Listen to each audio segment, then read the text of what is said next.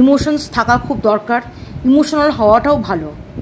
কারোর মধ্যে যদি সেই ইমোশন ব্যাপারটাই না থাকে তাহলে সে কী? তাহলে তো তাকে কোনোভাবে কোনো কিছুতেই গ্রহণযোগ্য করা যায় না। বাট ইমোশনসটা বা ইমোশনাল জায়গাটা তখনই দেখানো যেতে পারে তুমি সেই সব জায়গাতেই যে ইমোশনগুলোকে প্রকাশ করতে পারো যেখানে তোমার ইমোশনগুলোকে গুরুত্ব দেওয়া হয় বা তোমাকে গুরুত্ব দেওয়া হয়, তোমাকে একটা রেসপেক্ট দেওয়া হয়, বা তোমার ইমোশনগুলোকেও সেখানে সমান পরিমাণে ইম্পর্টেন্স দেওয়া হয়। কোথাও গিয়ে যদি দেখা যায় যে তুমি যে জায়গাগুলোতে তোমার ইমোশনগুলোকে প্রকাশ করছো অথচ তোমাকে সেই সমস্ত জায়গা থেকে অনবরত কষ্ট পেতে হচ্ছে, তোমাকে অনবরত তোমার যে ইমোশনগুলো তুমি দেখাচ্ছ তার জন্য তোমাকে অনবরত চোখে জল ফেলতে হচ্ছে, তাহলে সেখানকার জায়গাগুলো থেকে কষ্ট ছাড়া সেটা খুব মারাত্মক ব্যাপার, কষ্টই সেখানে পেতে হচ্ছে, সেটা খুব মারাত্মক ব্যাপার। এবং সে সমস্ত ক্ষেত্রে যখন তুমি কষ্ট পাচ্ছ সেটা তোমার জন্য খুব যন্ত্রণাদায়ক, বেদনাদায়ক হয়ে উঠছে।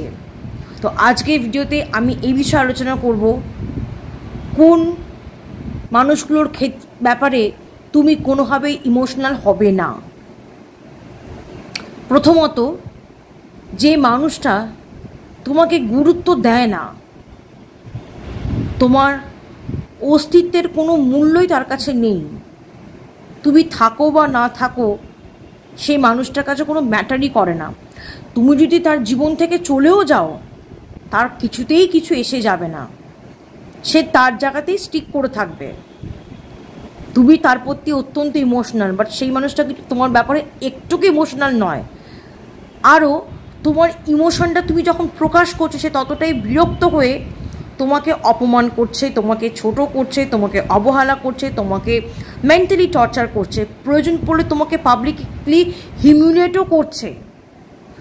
এমন মানুষটার পেছনে তুমি যত বেশি ছুটবে বা তোমার ইমোশনসগুলো তুমি তাকে বোঝানোর চেষ্টা করবে বা তার প্রতি যত বেশি তুমি ইমোশনাল হবে সে কিন্তু ততটাই কিন্তু আর পাওয়ার পেয়ে যাবে তোমাকে বেশি করে যন্ত্রণা দেবার জন্যে। আমি শুরুতেই বলেছি ইমোশনস থাকা ভালো, ইমোশনাল হওয়াটাও ভালো। কারোর মধ্যে যদি ইমোশনাল ব্যাপারটা না থাকে তাহলে তাকে কী বলা যায়? তাহলে তাকে কিছুই বলা যায় না। কিন্তু তুমি এমন একটা জায়গায় নিজের আবেগটাকে, নিজের ইমোশনসগুলোকে প্রকাশ করছো যেখানে তোমাকে অনবরত চোখের জল ফেলতে হচ্ছে, তোমাকে অনবরত ছোট করছে, তোমাকে পাবলিকলি হিউমিলিয়েট করছে।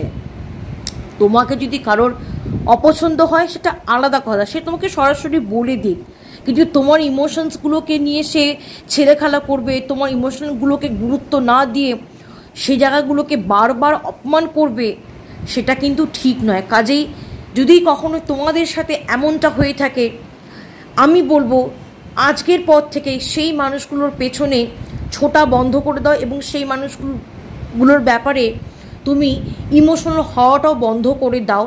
যে মানুষগুলো বা যে মানুষটা কোনোভাবেই তোমার অস্তিত্বটাকে গুরুত্ব দেয় না, তোমার প্রেজেন্সটাও তার কাছে ইরিটেটিং লাগে, যে তোমার ইমোশনসগুলোকে কোনো রকম গুরুত্ব দেয় না, পারলে অপমান করে, ছোট করে, তেমন মানুষগুলোর ব্যাপারে আর কোনো রকম ইমোশনস দেখাতে যেও না। তুমি যত বেশি ইমোশনস দেখাবে না তোমার কিন্তু কষ্ট দ্বিগুণ বাড়বে, তার কিছু এসে যাবে না, তুমিই কষ্ট পাবে। দ্বিতীয়ত, যে মানুষটা তোমাকে ঠকাচ্ছে, তুমি দেখতে পাচ্ছ, জানতে পারছো, বুঝতে পারছো সে তোমাকে ঠকাচ্ছে, তারপরেও তুমি সেই মানুষটার ব্যাপারে ধৈর্য রাখছো।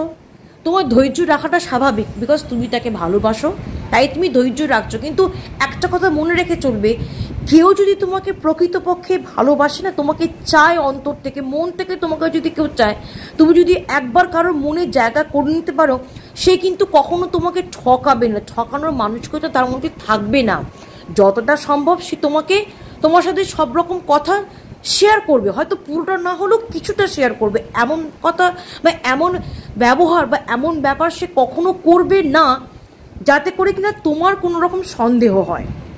কিন্তু এক্ষেত্রে দেখা যাচ্ছে যে তুমি তার আচরণের মধ্যে দিয়ে বুঝতে পারছো যে সে সন্দেহজনক কাজ করছে, সে তোমাকে ঠকাচ্ছে, তুমি তার প্রমাণ বারংবার পাচ্ছ, কিন্তু তারপরেও তুমি ধৈর্য রাখছো, তারপরেও তুমি সেই মানুষটার প্রতি এতটা আবেগপ্রবণ হয়ে রয়েছো যে তুমি ভাবছো সব এক সময় ঠিক হয়ে যাবে। তোমার ভালোবাসা, তোমার আবেগ, তোমার ফিলিংস সব কিছু তাকে বদলে দেবে।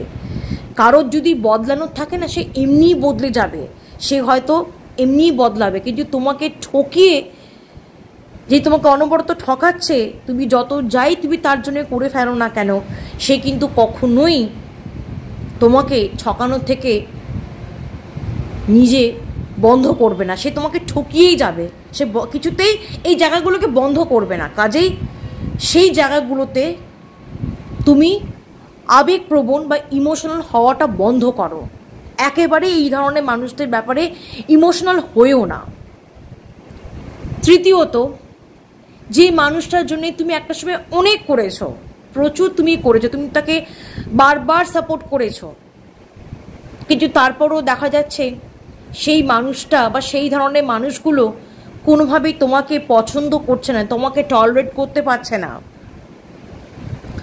অ্যাজ ইফ তুমি তাদের জীবনে মারাত্মক রকমের ক্ষতি করে দিয়েছো। আদতে কিন্তু সেটা নয়, তুমি তাদের সবসময় ভালোটা চেয়ে এসছো, তাদের ভালোটা করে এসেছো, নিজের কাজগুলোকে অবহেলা করে তুমি তাদের জন্যে ছুটে গেছো, সেই মানুষগুলোর জন্য তুমি নিজেকে এতটাই অ্যাভেলেবেল রেখেছো যে বর্তমানে দাঁড়িয়ে তারা তোমাকে এতটাই সস্তা ভাবছে, এবং সস্তা ভাবছে বলেই তারা তোমার এই উপকার বলো, তোমার পোলাইটনেস বলো, সব কিছুকেই তারা অগ্রাহ্য করে দরকার পড়ে তোমাকে খুব অপমান করছে।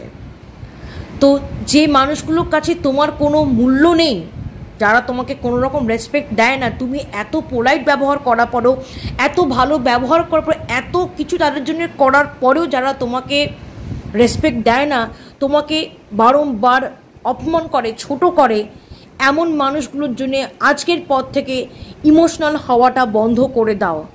ইমোশনাল যদি হতেই হয়, তেমন মানুষটার জন্য ইমোশনাল হওয়া, তাদের জন্য ইমোশনাল হবে যারা তোমার জন্য গলা অবধি নেবে, সব কিছু করতে পারে, যারা তোমাকে সব সময় বরাবরের জন্য সাপোর্ট করতে পারে বা সাপোর্ট করবে, যে মানুষটা কখনোই তোমাকে ঠকাবে না, যে মানুষটার জন্য তোমার কখনো অন্যায়ভাবে তোমার চোখের জল পড়বে না, যে মানুষটা কখনো তোমাকে ছেড়ে চলে যাবে না, যে মানুষটা কখনো তোমাকে ইগনোর করবে না, তেমন মানুষটার জন্য তোমাকে যদি ইমোশনাল হতে হয় তবে তুমি তাই করো।